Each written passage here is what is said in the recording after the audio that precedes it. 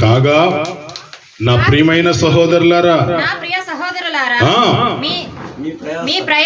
మీ ప్రయాసము ప్రభునందు వ్యర్థము కాదని విరిగి స్థిరులను కదలని వారును ప్రభు కార్య అభివృద్ధి యందు ఎప్పటికీ ఆసక్తులై ఉండండి. గట్టిగా చెప్పండి అమ్మా, హల్లెలూయా చెప్పండి. ఎప్పటికీ ఆసక్తులై ఉండాలంటే అంటే సచ్చేదా కూడా ఆసక్తితో సేవ చేయాల. Praise lord. అది సేవ. ఆసక్తి చావకూడదు. శరీరంలో బాడీలో ఉన్న అవయవాలు ఒక్కొక్కటి దెబ్బతిన్నా పర్లేదు.